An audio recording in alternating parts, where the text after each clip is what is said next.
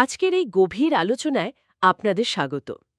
আমরা এমন কিছু উৎস কিছু লেখা ঘাঁটছি যা খ্রিস্টীয় ধর্মতত্ত্বের একটা বেশ জটিল আর হয়তো অনেকের কাছেই একটু ভীতিপ্রদ বিষয়ের গভীরে গেছে। সেটা হলো প্রকাশিত বাক্য বা বুক অফ রেভেলেশনে বলা শেষ সময়ের ঘটনাগুলো। একদম। আমাদের হাতে যে উৎসগুলো আছে সেগুলো আসলে প্রকাশিত বাক্যের বেশ কয়েকটা অধ্যায়, যেমন ধরুন ৬, ৭, ৯, ১১, ১৪ এগুলোর ওপর ফোকাস করেছে।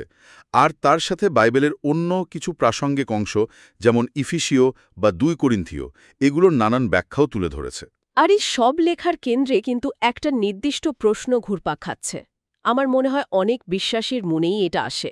প্রশ্নটা হলো, যারা পবিত্র আত্মার দ্বারা মোহরাঙ্কিত সিল মোহর পেয়েছেন, বিশেষ করে যারা ওই প্রথম বৃষ্টি বা আর্লি রেন পেয়েছেন বলে বলা হয়, তারা কি প্রকাশিত বাক্যে যে ভয়ঙ্কর পঙ্গপালের যন্ত্রণার কথা আছে সেটা ভোগ করবেন?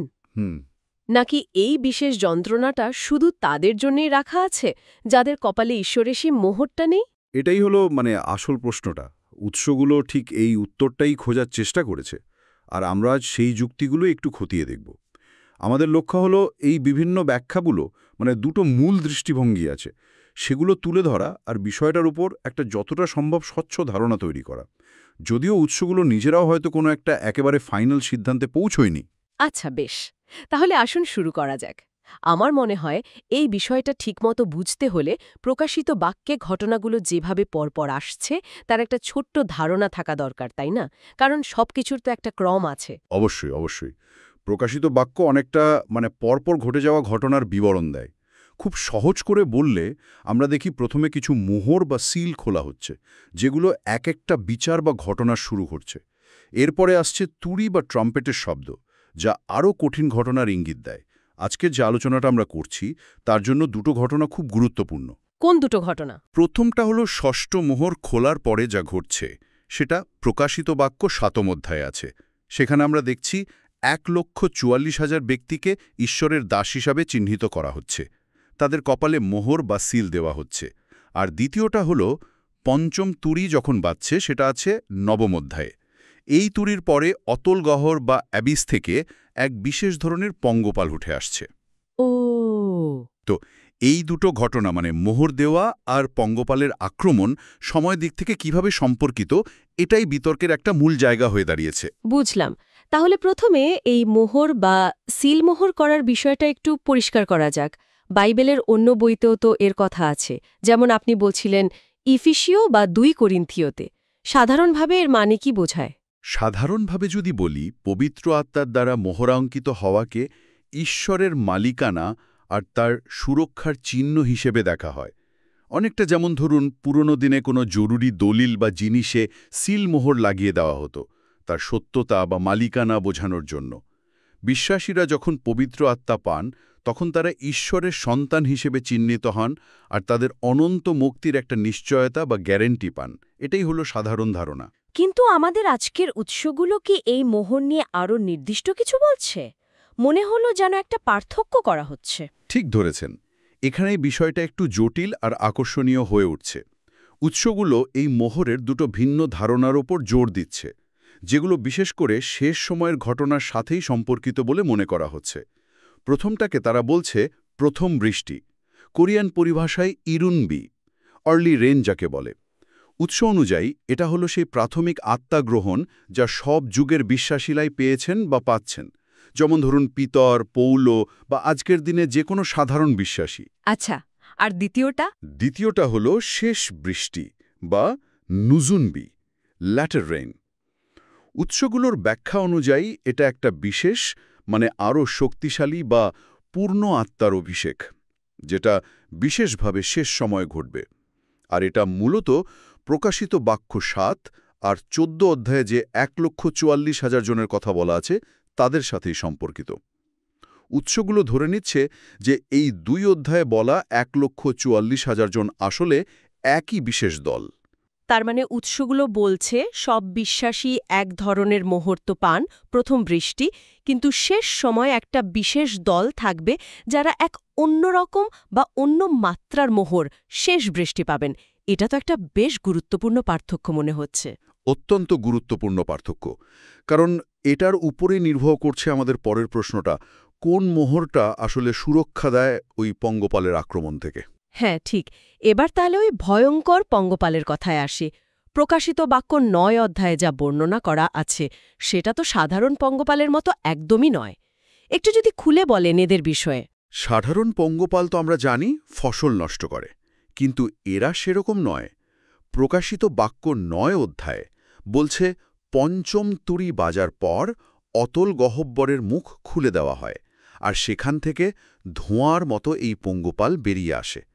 এদের দেখতে নাকি যুদ্ধের জন্য সাজানো ঘোড়ার মতো, মুখে মানুষের মুখ, চুল অনেকটা মেয়েদের মতো, দাঁত সিংহের মতো, আর বুকে যেন লোহার বর্ম পরা। আর সবচেয়ে ভয়ঙ্কর ব্যাপার হল এদের লেজে কাঁকড়া বিছার মতো হুল আছে, যা দিয়ে তারা মানুষকে যন্ত্রণা দেয়। আর এই যন্ত্রণাটা কেমন? মানে কতটা তীব্র? অত্যন্ত তীব্র। বলা হয়েছে এদের কামড়ের যন্ত্রণা ঠিক কাঁকড়া বিছে কামড়ালে যেমন হয় সেরকম, আর এটা ৫ মাস ধরে চলবে। মানুষ নাকি এই যন্ত্রণার চোটে মৃত্যু চাইবে, কিন্তু মৃত্যুও তাদের থেকে পালিয়ে যাবে। মানে প্রকাশিত বাক্য ৯.৬ পদ এটা বলছে। এটা শারীরিক আর সম্ভবত মানসিক যন্ত্রণার এক ভয়াবহ চিত্র। কিন্তু সবচেয়ে জরুরি বিষয় হল এরা কাদের আক্রমণ করে? সবাইকে? না, এখানেই আমাদের আলোচনার একেবারে কেন্দ্রবিন্দু। প্রকাশিত বাক্য ৯.৪ পদে খুব পরিষ্কার করে বলা আছে, এই পঙ্গপালদের নির্দেশ দেওয়া হয় যেন তারা পৃথিবীর ঘাস বা কোনো সবুজ গাছপালা বা কোনো গাছের ক্ষতি না করে, কিন্তু ক্ষতি করে শুধু সেই মানুষদের যাদের কপালে ঈশ্বরের মোহর নেই। তার মানে যাদের কপালে ঈশ্বরের মোহর আছে তারা এই ভয়ঙ্কর যন্ত্রণা থেকে পুরোপুরি নিরাপদ? একদম তাই। উৎসগুলোর ব্যাখ্যা অনুযায়ী পঙ্গপাল তাদের ছুঁতেও পারবে না। আর ঠিক এখানেই মূল বিতর্কটা তৈরি হচ্ছে। যে বিষয়ে উৎসগুলো এত আলোচনা করছে সেটা হলো প্রকাশিত বাক্য ৯ অধ্যায়ে যে রক্ষাকারী ঈশ্বরের মোহরের কথা বলা হলো, সেটা ঠিক কোন মোহর? ও আচ্ছা, অর্থাৎ এটা কি কেবল সেই বিশেষ শেষ বৃষ্টির মোহর যা শুধু ওই ১,৪৪,০০০ জন পেয়েছেন, নাকি পবিত্র আত্মার দ্বারা পাওয়া যে কোনো মোহরই, মানে প্রথম বৃষ্টি পাওয়া সাধারণ বিশ্বাসীরাও তারাও কি এই সুরক্ষাটা পাবেন? একদম। এই দুটো সম্ভাবনাই উৎসগুলোতে খুব স্পষ্টভাবে তুলে ধরা হয়েছে, আর প্রতিটার পক্ষেই যুক্তি দেওয়া হয়েছে। এই দুটো ব্যাখ্যাকে উৎসগুলোতে ক্ষণে ইল মানে দৃষ্টিভঙ্গি ১ আর ক্ষণে ই মানে দৃষ্টিভঙ্গি ২ হিসেবে বলা হয়েছে। বেশ, তাহলে প্রথমে প্রথম দৃষ্টিভঙ্গিটা শুনি, মানে ক্ষণে ইল, যারা মনে করছেন যে শুধু ১,৪৪,০০০ জনই রক্ষা পাবেন, আর বাকি যারা মোহর পেয়েছেন মানে সাধারণ বিশ্বাসীরা তারাও যন্ত্রণা ভোগ করবেন। তাদের যুক্তিটা কি? এটা শুনতে বেশ কঠিন লাগছে কিন্তু। হ্যাঁ, এটা মানতে অনেকেরই একটু অসুবিধা হতে পারে। এই দৃষ্টিভঙ্গির মূল যুক্তিটা হল প্রকাশিত বাক্য ৯ অধ্যায়ে যখন ঈশ্বরের মোহরের কথা বলা হচ্ছে, তখন সেটা খুব নির্দিষ্টভাবে সপ্তম অধ্যায়ে যে ১,৪৪,০০০ জনের কপালে মোহর দেওয়ার কথা বলা হয়েছিল সেটাকেই বোঝাচ্ছে। যেহেতু এই মোহরটা একটা বিশেষ নির্বাচন আর সুরক্ষার প্রতীক, তাই এর বাইরে যারা আছেন তারা যদি প্রথম বৃষ্টির মাধ্যমে মোহরাঙ্কিত হয়েও থাকেন, তবুও তারা এই পঞ্চম তুরির যে নির্দিষ্ট যন্ত্রণা তা থেকে মুক্তি পাবেন না। কিন্তু কেন? যদি তারাও ঈশ্বরের মোহর পেয়েই থাকেন, তাহলে কেন এই যন্ত্রণা? এই দৃষ্টিভঙ্গি কি এর কোনো কারণ বা উদ্দেশ্য ব্যাখ্যা করে? হ্যাঁ, তারা এর একটা ধর্মতাত্ত্বিক ব্যাখ্যা দেওয়ার চেষ্টা করেন। তারা মনে করেন এই যন্ত্রণাটা আসলে বিশ্বাসীদের জন্য এক ধরনের পরিশোধন, বা বলা যেতে পারে বিশ্বাসের পরীক্ষা। উৎসগুলোতে একটা কোরিয়ান শব্দ ব্যবহার করা হয়েছে, ইয়োনদান। ইয়োনদান এর মানে হলো কঠিন অভিজ্ঞতার মধ্যে দিয়ে গিয়ে শুদ্ধ বা শক্তিশালী হওয়া, অনেকটা যেমন আগুনে পুড়িয়ে সোনাকে খাঁটি করা হয় সেরকম। অর্থাৎ এই ভয়ঙ্কর যন্ত্রণা ভোগ করার মাধ্যমে সাধারণ বিশ্বাসীরা আরও দৃঢ় হবেন। কিন্তু কিসের জন্য দৃঢ় হবেন? মানে এর পরের উদ্দেশ্যটা কি? তাদের মতে এই কঠিন অভিজ্ঞতা বিশ্বাসীদেরকে পরবর্তী মানে আরও বড় পরীক্ষার জন্য তৈরি করবে। বিশেষ করে প্রকাশিত বাক্য ১৩ অধ্যায়ে যে ৬৬৬ বা পশুর ছাপ নেওয়ার চাপ আসবে, সেই ভয়ঙ্কর চাপটা প্রত্যাখ্যান করার জন্য যে আত্মিক শক্তি বা দৃঢ়তা দরকার, সেটা তারা এই যন্ত্রণার মধ্যে দিয়ে অর্জন করবেন। মানে এটা এক ধরনের ট্রেনিং? অনেকটা সেরকমই ভাবা হচ্ছে। এই ব্যাখ্যায় এই ধারণার সমর্থনে তারা বাইবেলের অন্য জায়গার কথাও মনে করেন। যেমন ধরুন দানিয়েল ১২:১০, যেখানে বলা হয়েছে অনেকে নিজেদের সূচি ও নির্মল করবে এবং পরীক্ষা সিদ্ধ হবে। বা ধরুন ১ পিতর ৪:১২, যেখানে বিশ্বাসীদের অগ্নি পরীক্ষার মধ্যে দিয়ে যাওয়ার কথা আছে। কিংবা প্রেরিত ১৪:২২, যেখানে বলা হয়েছে অনেক ক্লেশের মধ্য দিয়া ঈশ্বরের রাজ্যে প্রবেশ করিতে হইবে। তার মানে এই মত অনুযায়ী কষ্ট বা যন্ত্রণা এড়িয়ে যাওয়াটাই সবসময় ঈশ্বরের প্ল্যান নাও হতে পারে, বড় কখনো কখনো এটা প্রস্তুতিরই একটা অংশ। কিন্তু এই দৃষ্টিভঙ্গির বিরুদ্ধেও তো কিছু যুক্তি আসতে পারে, তাই না? যেমন প্রকাশিত বাক্যের অন্য জায়গায় সুরক্ষার কথা তো আছে। ঠিক, উৎসগুলো কিন্তু এই পাল্টা যুক্তিগুলো আলোচনা করেছে এবং সেগুলোর জবাবও দেওয়ার চেষ্টা করেছে। যেমন একটা যুক্তি হল তৃতীয় মোহরের সময়, মানে প্রকাশিত বাক্য ৬.৬ পদে, যখন দুর্ভিক্ষ চলছিল তখন আদেশ দেওয়া হয়েছিল যেন তৈল ও দ্রাক্ষারসের হানি করিও না। কেউ তো বলতেই পারেন এটাও তো এক ধরনের সুরক্ষা, তাহলে পঙ্গপালের আক্রমণ থেকেও একইভাবে বিশ্বাসীদের রক্ষা করা উচিত। ঠিক। কিন্তু প্রথম দৃষ্টিভঙ্গি লোকেরা কি বলছেন এর উত্তরে? তারা বলছেন তেল আর দ্রাক্ষারসের রক্ষা করার নির্দেশটা ছিল খুব নির্দিষ্ট। ওটা ছিল খাদ্যদ্রব্যের অভাব বা অর্থনৈতিক সংকট থেকে সুরক্ষা। এটা পঙ্গপালের শারীরিক যন্ত্রণা থেকে সুরক্ষা নয়, দুটো আলাদা প্রেক্ষাপট। আর একটা খুব গুরুত্বপূর্ণ পাল্টা যুক্তি আসে প্রকাশিত বাক্য ১১ অধ্যায় থেকে। সেখানে মন্দিরের ভিতরের উপাসনাকারীদের মাপার কথা বলা হয়েছে, যেটা সুরক্ষার প্রতীক। অনেকে বলেন যাদের মাপা হচ্ছে তারা নিশ্চয়ই পঙ্গপালের সময়ও সুরক্ষিত ছিলেন। আচ্ছা, এটার কি জবাব দেওয়া হয়েছে এই প্রথম ব্যাখ্যায়? এই দৃষ্টিভঙ্গি অনুযায়ী মন্দির মাপার ঘটনাটা ঘটছে পঙ্গপালের ঘটনার পরে, মানে ষষ্ঠ তুরির সময় বা তার কাছাকাছি সময়ে। আর এই মাপাটা হচ্ছে পরবর্তী বিপদ, অর্থাৎ পশুর বা বিষ্টের চূড়ান্ত আক্রমণ থেকে বিশ্বাসীদের আত্মিক সুরক্ষা নিশ্চিত করার জন্য, পঙ্গপালের আক্রমণ থেকে রক্ষার জন্য নয়। তাই তারা মনে করেন ঘটনার সময় আর সুরক্ষার কারণ দুটোই এখানে ভিন্ন। বেশ জটিল যুক্তি পাল্টা যুক্তি দেখছি। এটা পরিষ্কার যে এই প্রথম দৃষ্টিভঙ্গিটা কিন্তু যন্ত্রণা আর পরিশোধনকে বিশ্বাসীর জীবনের একটা অংশ হিসেবেই দেখছে, এমনকি শেষ সময়েও। আচ্ছা, এবার তাহলে দ্বিতীয় দৃষ্টিভঙ্গিটা শুনি, মানে কিয়নহে, যারা মনে করেন মোহরাঙ্কিত সব বিশ্বাসী এই পঙ্গপালের যন্ত্রণা থেকে রক্ষা পাবেন। তাদের যুক্তিটা কি? এই দ্বিতীয় দৃষ্টিভঙ্গির মূল ভিত্তিটা হল পবিত্র আত্মার দ্বারা মোহরাঙ্কিত হওয়ার যে ধারণা, সেটা বেশ সার্বজনীন।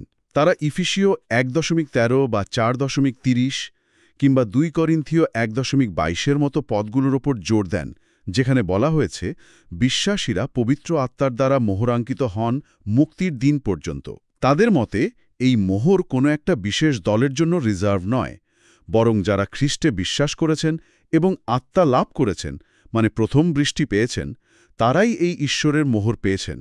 আর যেহেতু প্রকাশিত বাক্য ৯.৪ খুব পরিষ্কার বলছে যাদের কপালে মোহর নেই শুধু তারাই ক্ষতিগ্রস্ত হবে, তাই এর উল্টো মানেটা দাঁড়ায় যাদের মোহর আছে তারা সবাই সুরক্ষিত থাকবেন। তার মানে এই ব্যাখ্যায় মোহরের মধ্যে কোনো লেভেল বা স্তরভেদ করা হচ্ছে না, প্রথম বৃষ্টির মোহরটাই যথেষ্ট সুরক্ষা দেবে। এই মত অনুযায়ী হ্যাঁ, ঈশ্বরের দেওয়া সুরক্ষার চিহ্ন একটাই, সেটা হলো পবিত্র আত্মার উপস্থিতি।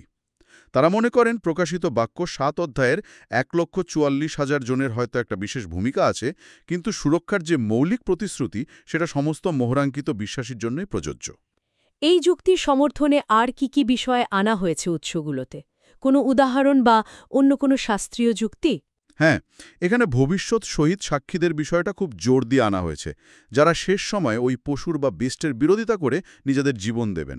যেমন প্রকাশিত বাক্য ২০.৪ যাদের কথা বলা আছে, তারা তো নিশ্চয়ই ঈশ্বরের খুব বিশ্বস্ত লোক এবং প্রথম দৃষ্টির মাধ্যমে মোহরাঙ্কিত। এখন যদি প্রথম দৃষ্টিভঙ্গিটা ঠিক হয়, তার মানে তো দাঁড়ায় এই বিশ্বস্ত শহীদদেরও ওই ভয়ঙ্কর পঙ্গপালের যন্ত্রণা ভোগ করতে হয়েছে। দ্বিতীয় দৃষ্টিভঙ্গির প্রবক্তারা মনে করেন এটা ঠিক ঈশ্বরের চরিত্রের সাথে মেলে না। যারা শেষ পর্যন্ত বিশ্বস্ত থাকবেন, ঈশ্বর নিশ্চয়ই তাদের এই রকম অযাচিত যন্ত্রণা থেকে রক্ষা করবেন। এটা একটা জোরালো পয়েন্ট। আর প্রকাশিত বাক্য ১১ অধ্যায়ের মন্দির মাপার যুক্তিটা, সেটা এরা কিভাবে ব্যবহার করেন? প্রথম দল তো ওটাকে অন্যভাবে ব্যাখ্যা করেছিল। এরা এটাকে ঠিক উল্টোভাবে দেখেন। তারা বলেন যে যারা মন্দিরের ভেতরে উপাসনা করছেন বলে মাপা হচ্ছে, অর্থাৎ সুরক্ষিত হিসেবে চিহ্নিত হচ্ছেন, তারা নিশ্চয়ই পঞ্চম তুরির সময়েও আত্মিকভাবে মন্দিরের ভিতরেই ছিলেন, মানে ঈশ্বরের সুরক্ষার মধ্যেই ছিলেন, তাই তারা পঙ্গপালের আক্রমণ থেকেও সুরক্ষিত ছিলেন। এটা একটা ধারাবাহিক সুরক্ষার ইঙ্গিত দেয় বলে তারা মনে করেন। তাদের মতে মন্দিরের যে প্রাঙ্গণের কথা বলা আছে, যেটা মাপার বাইরে রাখা হলো এবং বলা হলো জাতিগণের দ্বারা দলিত হবে, তারাই হলো অবিশ্বাসী বা মোহরবিহীন মানুষ, যারা আসলে পঙ্গপালের আক্রমণের শিকার হয়েছিল। তার মানে এই ব্যাখ্যা অনুযায়ী আত্মিক অবস্থানটাই আসল। যারা ঈশ্বরের সাথে সম্পর্কযুক্ত, মানে মন্দিরের ভিতরে আছেন, তারা ধারাবাহিকভাবে সুরক্ষিত। একদম। এছাড়াও তারা প্রকাশিত বাক্য ৩:১০ এর প্রতিশ্রুতির কথা উল্লেখ করেন। সেখানে ফিলাডেলফিয়ার মণ্ডলীকে বলা হয়েছিল, যেহেতু তুমি আমার ধৈর্য বিষয়ক বাক্য রক্ষা করিয়াছ, আমিও তোমাকে পরীক্ষা সেই সময় হইতে রক্ষা করিব, যাহা সমস্ত পৃথিবীস্থ লোকের পরীক্ষা করণার্থে সমস্ত জগতের ওপরে আসিতেছে। এই দৃষ্টিভঙ্গি অনুযায়ী পঙ্গপালের আক্রমণও তো সেই বিশ্বব্যাপী পরীক্ষারই একটা অংশ। তাই বিশ্বস্তদের তা থেকে রক্ষা করার প্রতিশ্রুতি এখানেও প্রযোজ্য হওয়া উচিত। বুঝলাম। দুটো দৃষ্টিভঙ্গি দেখছি তাদের যুক্তির সপক্ষে বাইবেলের বিভিন্ন অংশকে বেশ ভালোভাবে ব্যবহার করছে। তাহলে সব মিলিয়ে কি দাঁড়ালো? মানে এই দুটো ব্যাখ্যার মধ্যে মূল ফারাকটা ঠিক কোথায়, যদি এক কথায় বলি? মূল ফারাকটা হল ওই প্রকাশিত বাক্য ৯.৪ পদে যে ঈশ্বরের মোহরের কথা বলা হয়েছে, সেটার পরিধি বা স্কোপ নিয়ে। প্রথম দৃষ্টিভঙ্গি এটাকে খুব সীমিত অর্থে দেখছে, মানে শুধু ১,৪৪,০০০ জনের বিশেষ মোহর। আর দ্বিতীয় দৃষ্টিভঙ্গি এটাকে অনেক ব্যাপক অর্থে দেখছে, মানে পবিত্র আত্মার দ্বারা মোহরাঙ্কিত সকল বিশ্বাসী। এই ব্যাখ্যার পার্থক্যের কারণেই কিন্তু শেষ সময়ের একটা নির্দিষ্ট ভয়ঙ্কর ঘটনায় বিশ্বাসীদের অভিজ্ঞতা কেমন হবে, সেই নিয়ে দুটো সম্পূর্ণ ভিন্ন সম্ভাবনা তৈরি হচ্ছে। একদিকে আছে পরিশোধনের জন্য কষ্টভোগের সম্ভাবনা, আর অন্যদিকে আছে ঈশ্বরের কাছ থেকে সম্পূর্ণ সুরক্ষার আশা। দুটোই বেশ শক্তিশালী ধারণা কিন্তু। হ্যাঁ, এবং উৎসগুলো এটাই তুলে ধরছে যে এই প্রতীকী ভাষা আর ভবিষ্যৎবাণীর ব্যাখ্যা করাটা কতটা গুরুত্বপূর্ণ হতে পারে। এটা শুধু কোনো থিওরি বা একাডেমিক আলোচনা নয়, বরং বিশ্বাসীরা শেষ সময়ের ঘটনাগুলোকে কিভাবে দেখবেন, কি আশা করবেন আর কিভাবে প্রস্তুতি নেবেন, তার ওপর এর সরাসরি প্রভাব আছে বলেই উৎসগুলো মনে করে।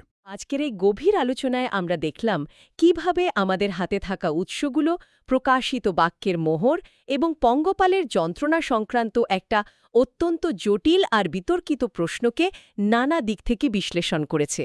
আমরা দুটো প্রধান মতবাদ দেখলাম, আর সেগুলোর পক্ষে বিপক্ষে যে যুক্তিগুলো দেয়া হয়েছে সেগুলো বিস্তারিতভাবে খতিয়ে দেখার চেষ্টা করলাম। এটা বেশ পরিষ্কার যে উৎসগুলো কোনো একটা নির্দিষ্ট উত্তরকে ফাইনাল বলে দাবি করছে না, বরং তারা বাইবেলের বিভিন্ন অংশকে ব্যবহার করে দুটো সম্ভাব্য ব্যাখ্যাকেই পাঠকের সামনে তুলে ধরেছে। এটা হয়তো আমাদের এটাও মনে করিয়ে দেয় যে প্রকাশিত বাক্যের মতো এমন প্রতীকী আর রহস্যময় লেখার ব্যাখ্যায় প্রায়শই একাধিক সম্ভাবনা থাকে, আর তাই হয়তো নম্রতার সাথে বিভিন্ন দৃষ্টিভঙ্গি বিবেচনা করাটাই বুদ্ধিমানের কাজ। ঠিক বলেছেন। আলোচনার একেবারে শেষে এসে একটা বিষয় কিন্তু বারবার মনে হচ্ছিল, বিশেষ করে ওই প্রথম দৃষ্টিভঙ্গিটা শোনার সময়, যে এই ভয়ঙ্কর যন্ত্রণা এটা নাকি বিশ্বাসীদের দুর্বল করার জন্য নয়, বরং হয়তো পরবর্তী আরও কঠিন পরীক্ষার জন্য, যেমন ওই পশুর ছাপ বা ৬৬৬ চিহ্ন প্রত্যাখ্যান করার মতো পরীক্ষার মুখোমুখি হওয়ার জন্য তাদের আরও শক্তিশালী করে তোলার একটা উপায় হতে পারে। হ্যাঁ, এই পরিশোধন বা প্রস্তুতির ধারণাটা ওই ব্যাখ্যায় বেশ গুরুত্বপূর্ণ। আর এখানেই হয়তো আমাদের আজকের আলোচনার একটু বাইরে গিয়ে আরও একটা গভীর চিন্তার বিষয় লুকিয়ে আছে, তাই না? যে একটা নির্দিষ্ট মহাপ্রলয় সংক্রান্ত ঘটনার ব্যাখ্যা, যেমন এই পঙ্গপালের যন্ত্রণা থেকে কারা রক্ষা পাবে, কারা পাবে না, এই ব্যাখ্যাটা কিভাবে বিশ্বাসীদের সামগ্রিক দৃষ্টিভঙ্গিকে প্রভাবিত করে, বিশেষ করে দুঃখভোগের প্রকৃতি নিয়ে আর তার মাধ্যমে আধ্যাত্মিক প্রস্তুতি বা পরিশোধনের ধারণা নিয়ে তাদের ভাবনাকে কিভাবে গড়ে তোলে। মানে এই ধরনের ভবিষ্যৎবাণীর ব্যাখ্যা কি শুধু আমাদের এটাই জানায় যে ভবিষ্যতে কি ঘটবে, নাকি এটা আমাদের এটাও বুঝতে সাহায্য করে যে কঠিন সময়ের মধ্যে দিয়ে যাওয়ার অর্থ কি হতে পারে, আর কিভাবে ঈশ্বরের প্রতি বিশ্বস্ত থাকা যায়, এমনকি যখন পরিস্থিতি আমাদের ভাবনার থেকে হয়তো অনেকটাই অন্যরকম হয়? এই প্রশ্নটা হয়তো আমাদের শ্রোতাদের জন্য আরও কিছুটা ভাবনা খোরাক জোগাতে পারে।